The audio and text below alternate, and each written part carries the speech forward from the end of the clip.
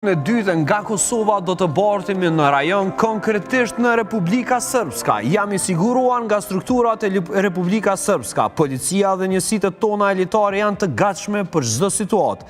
Ata nuk janë thjesht profesionist, por njerëz që kuptojnë se çdo sulm ndaj meje është një sulm ndaj vetë entitetit tonë.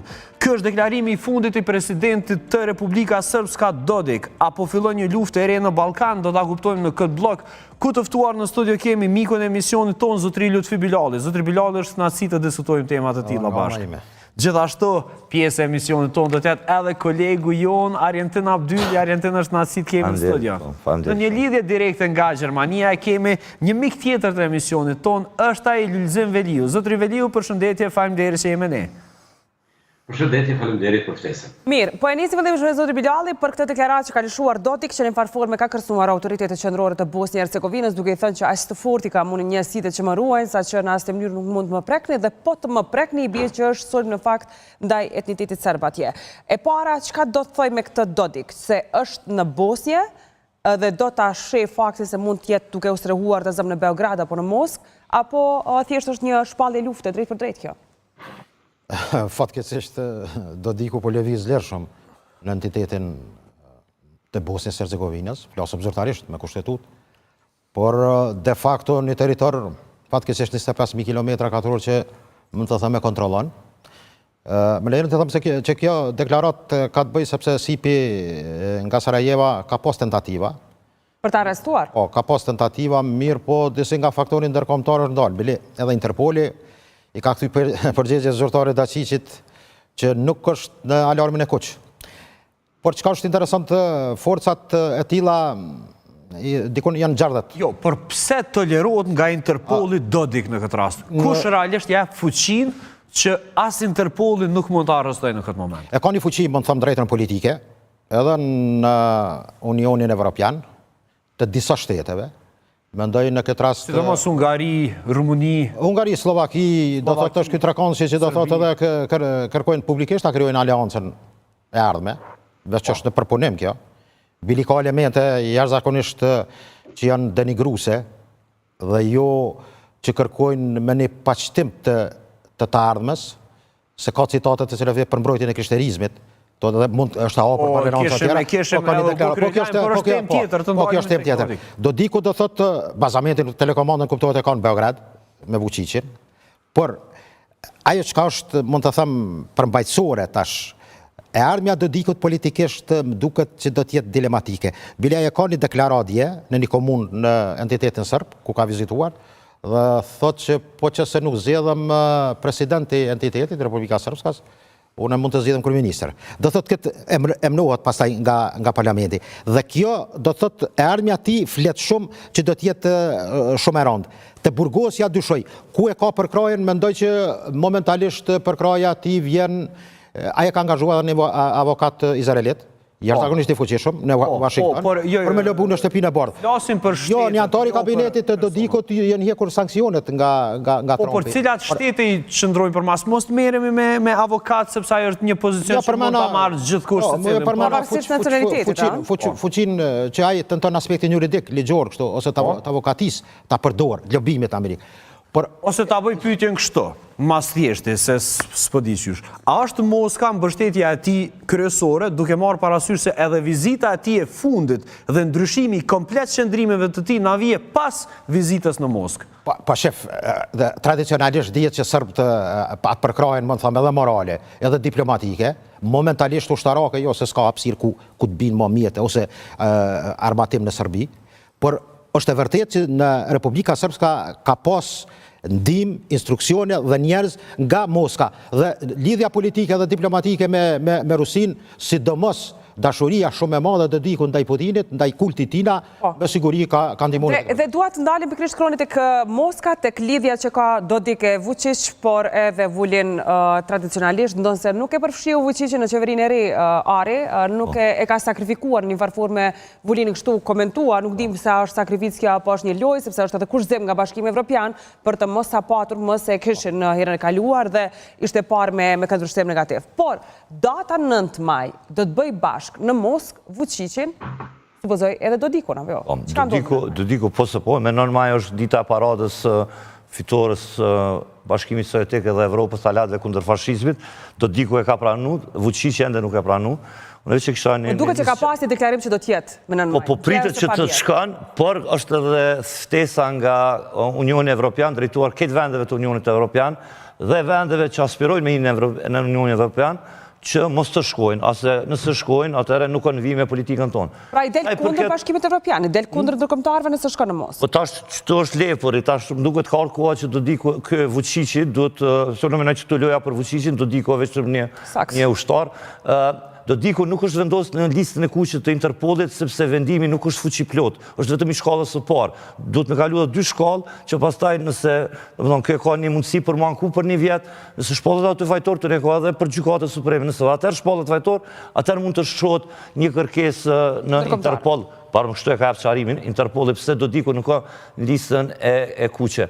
Unë menaj që edhe, jo që pinaj, po e lexova këtu në për raportimet, Dodiku nga një darling, nga një i dashur i perëndimit, sepse në vitin 2001, a ishte një figurë e re, e pa përlyer nga... Shumë modernizume, shumë konstruktive, më starojmë se si ka ndryshuar ndër vite. Por kur i ka umbër zgjedhjet në vitin 2001, e ka po që pa retorik nacionalizëm nuk mundet me najtë pushtet, dhe që nga tërë fillan dal nga dal, dhe tash është pikpyetja, a është Dodiku njeri i Putinit, apo njeri i Vučićit. Në fakt, tash është momenti për Vučićin mu definu, a donë me 2 karrika nuk mundet me qëndru. Por, në qoftë se është i të dyjave, dhe duke marrë parasysh që tash aspektin geopolitik pak, shpërndarjen luftës, dështimin potencial të marrëveshjeve, apo plotësohen kështu kushtet që pikërisht Dodik të përdoret si ndonjë figurë shoh për të krijuar një konflikt të ri?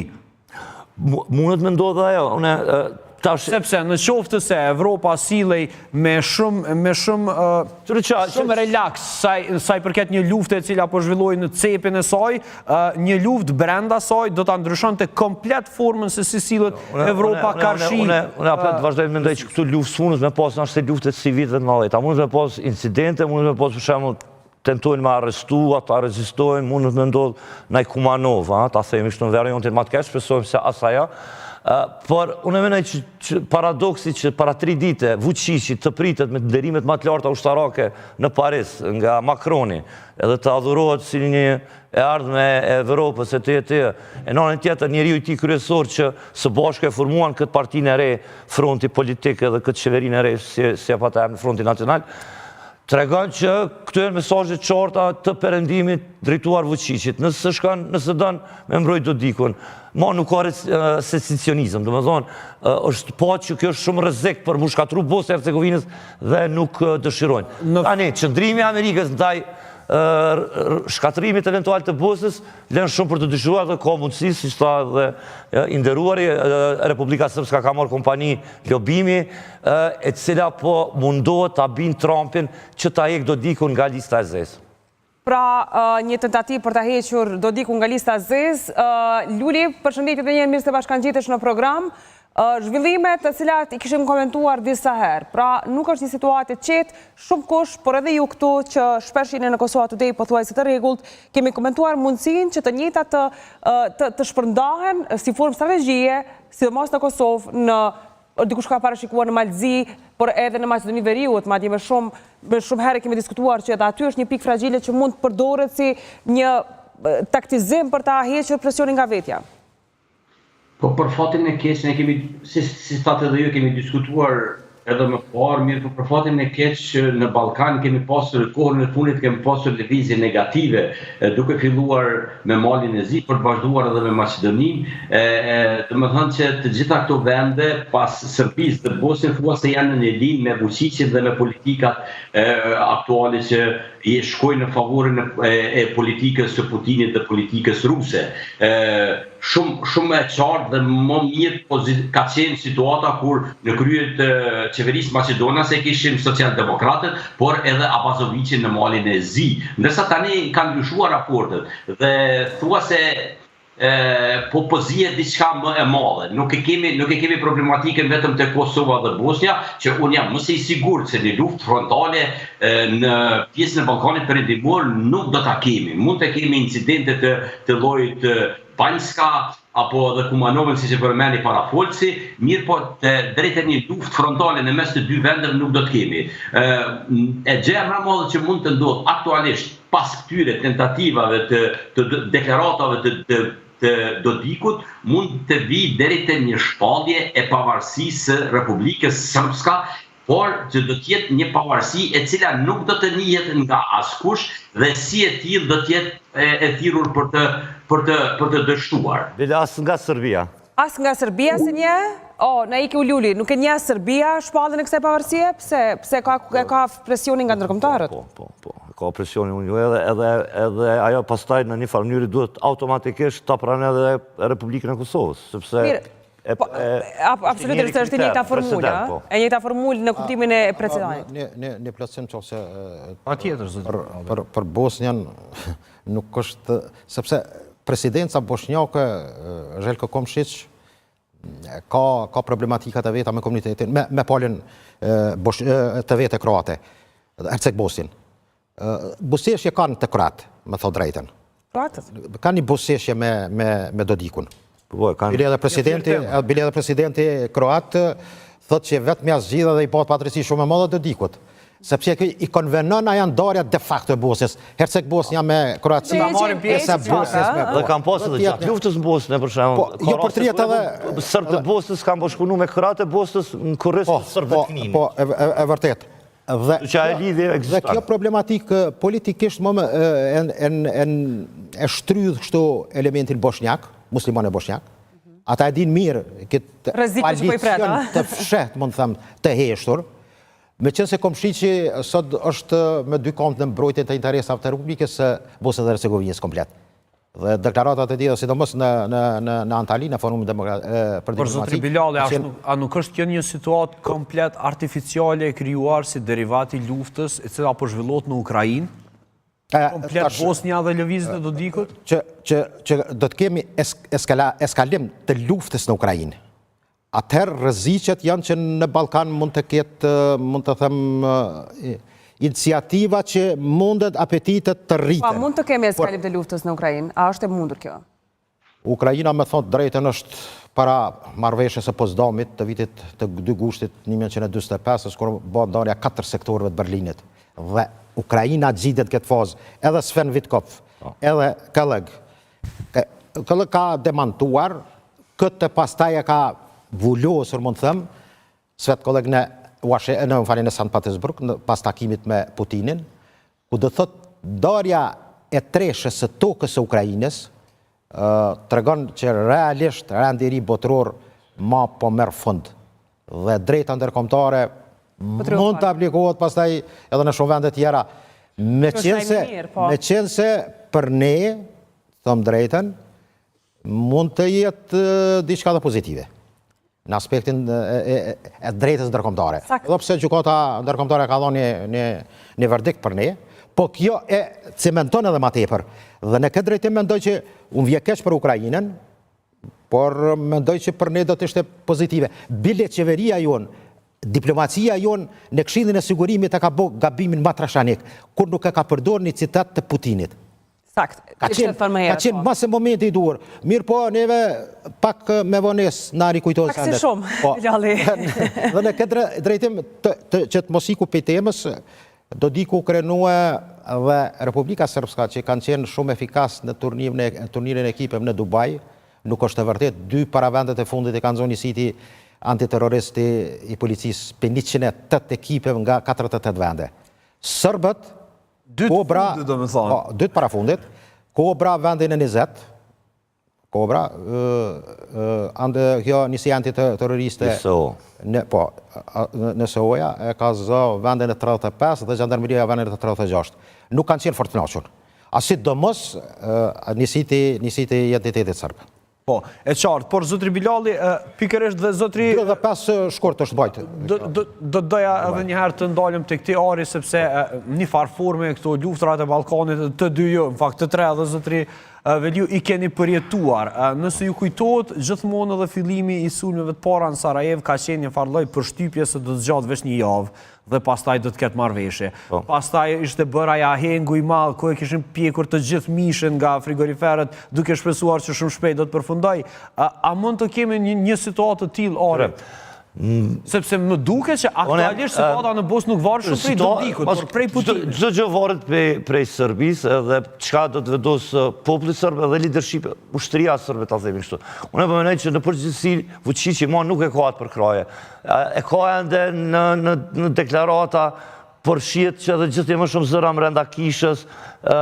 Do të thonë, unë e tham edhe në emision të kaluar që për shembull na peshojmë Dodiku deri në vitin 2001 e ka dënu gjenocidin, e ka quajtur partinë vet socialdemokrate, u kon kundër nacionalizmit.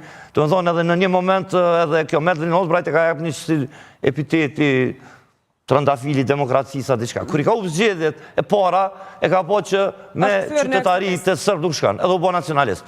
Tash, ka një klik aty të sërbë, është e 20% që është i lidhun që ka nalog si nostalgjia me i me tenka në Kosovë, me i Sarajeve. Ti përna thua kështu, ti përna thua një filma me skenar të mujtë ata me marë pushtetin, po shumë ai skenari pa mundë. Po nëse i ka ndodhur kjo Dodikut, që pas humbjes së zgjedhjeve është bërë më ekstremist, a mund të ndodhë kjo, sepse sa përna the që Vučići ka nisë ta humbë mbështetjen, a mund të ndodhë që të skaloj Vučići? Që kjo është një farë rreziku, edhe unë besoj që vendimtare ka me qenë vendimi ti, a do të shkon me 9 mars, me 9 maj në Moskë apo jo. Sepse në atakimin që u mbajtë në Kazakistan nuk shkaj, e qoj Vullinin.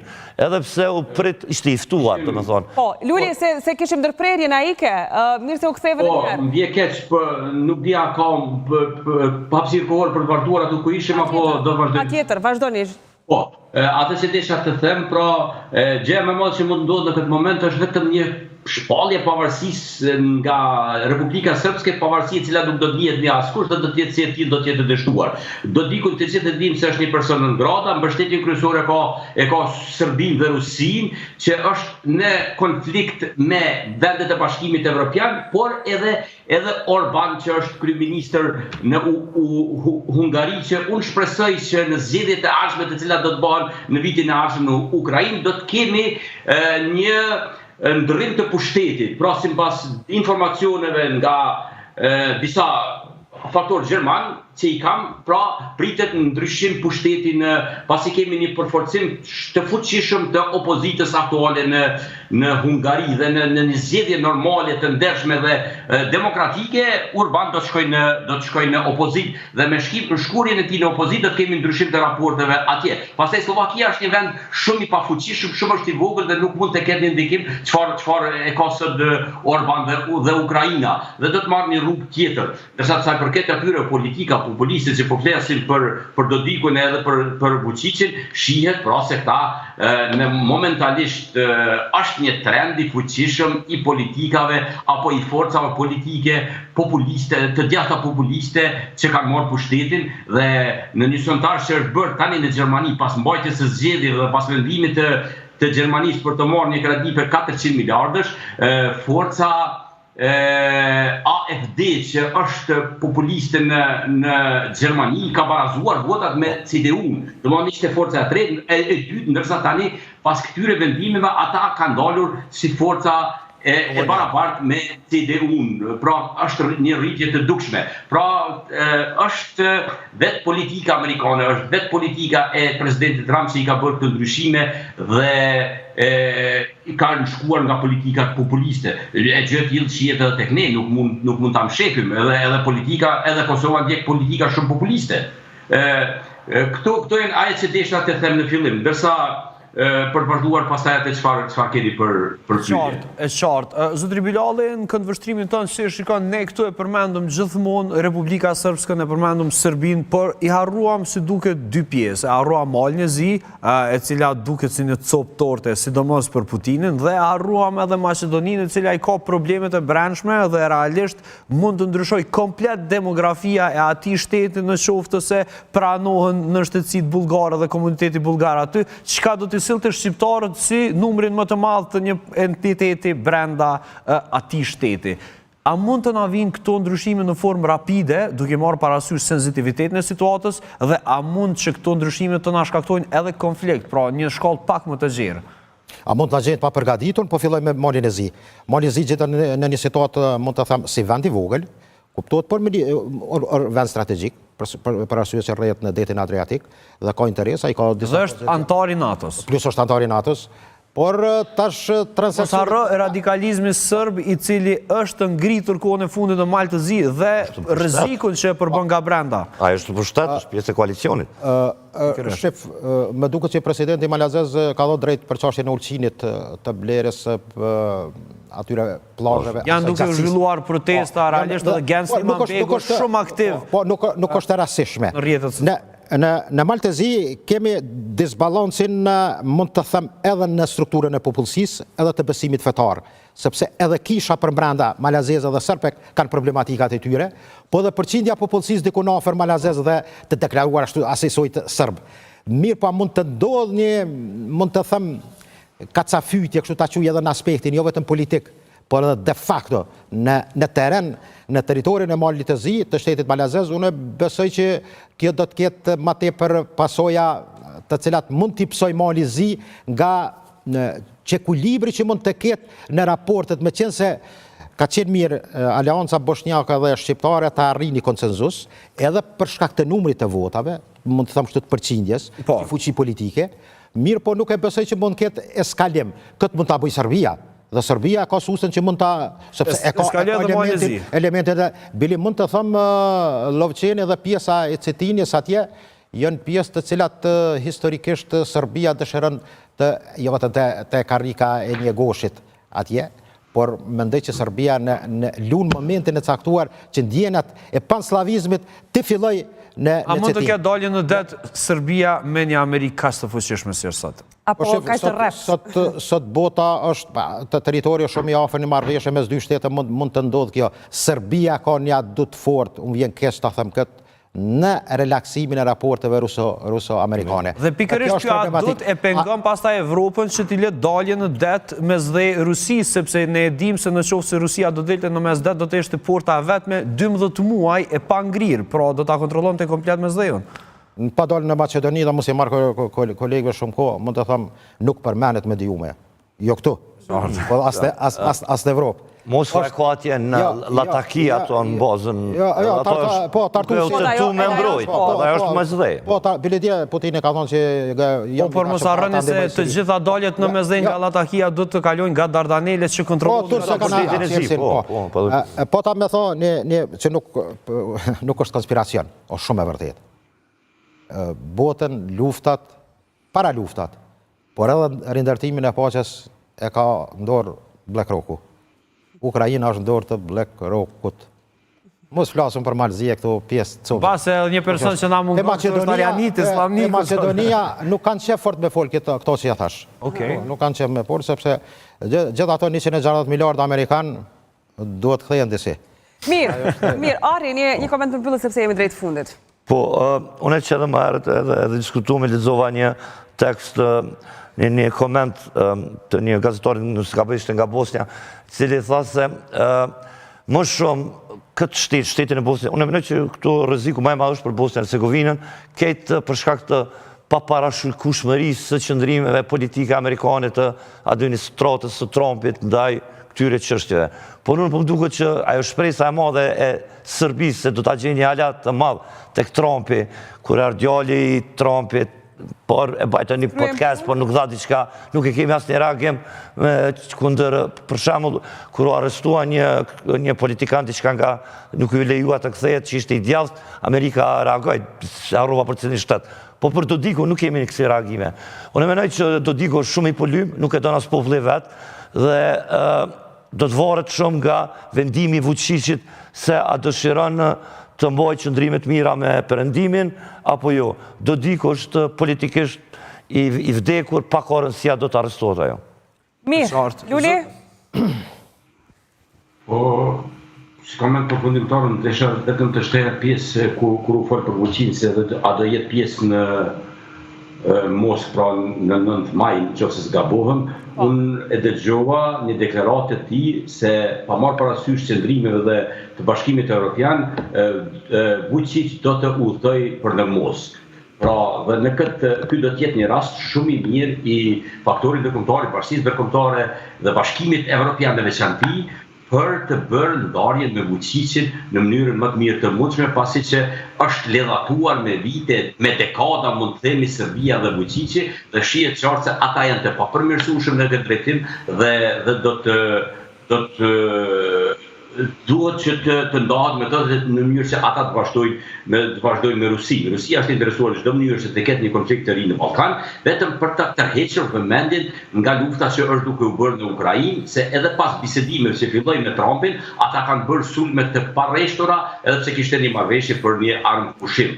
Pra, këtu janë ata faktorë që e shtyjnë Rusinë dhe në këtë rast edhe Dodikun për hapur një konflikt, edhe pajtohem me mendimin e paraforcit se Dodiku është një kartë e djegur dhe unë mendoj se në një larg më të afërt në momentin që takohet me forcat bosnjake, ai do të arrestohet dhe do të kryejë dënimin edhe nga gjykata e Sarajevos. Zotri Veli, është shumë kënaqësi ju kemi në Kosova Today. Faleminderit shumë për kontributin e ditës së sotme. Faleminderit, kënaqësia është e imja. Faleminderit shumë, zotri Bilali, jemi krejt në fund një koment përfundimtar? Po, Maqedoni po ta dëshirë. E ardhme Maqedonisë, korpusi shqiptar ka problematika të veta, opozit. Fatkeqësisht është në gjendje jashtëzakonisht, më të thënë. Pra, e ardhme Maqedonisë karakterizohet nga problemet ndërshqiptare. Ardhme Maqedonisë njërë shqiptarë dhe të më morë vesh me zveti. E ma e keqja. Ardhme Maqedonisë do t'jetë federalizimi. Nuk ka zgjidhje tjetër. Federalizimi, pra po ndahet Maqedonia. Po, ai ta morëm modelin e përmendi Kantonizimi edhe formën e tillë. Ka modele të ndryshme. Dosha 2 ekspres. Shumë shpejt jemi, po të lutem. Në Këshillin e Sigurimit, fjala e përfaqësuesit amerikan ka qenë shumë e rëndësishme. Njoja duhet të ekzistojë. Në fund duhet të vijë njoja. Me qenë se ka insistu në asociacionin dhe ka gjuku rosë. Tash, sfundi, Këshilli fundit. Njoja duhet të ekzistojë. Ata që mendojnë që Trumpi do të lëvizë këto pika kanë gabim. Se këtë e ka treguar qartë fjalimi i përfaqësuesit amerikan. Edhe kjo na nxurr neve leadershipin tonë, të cilët në këto farë marrëveshjet e fundit u filluan të mendojnë të bëjnë marrëveshje me Serbinë edhe pa njohje reciproke. Shumë keq kjo. Një që përmendën se ajo deklarata e Amerikës është shumë e rëndësishme. Zotri Bilali, shumë kënaqësi dhe faleminderit shumë edhe për këto detaje të fundit. Do mendoj që edhe forcimi ka pak edhe nga ndihma e Turqisë, tu t'ja bëni big up për këto 2 njohje të fundit, si konja 2 javë ditë. Dizini voli shumë për këtë. Big up për Turqinë, që thot Ari, edhe big up për ty Ari, faleminderit shumë që ishe me ne, shikues të Klan Kosovës. Kjo ishte pjesa e dytë e emisionit, e cila ju kushtua geopolitikës. Në vazhdim shkëputemi me pak marketing dhe do të rikthehemi me një temë jashtëzakonishme.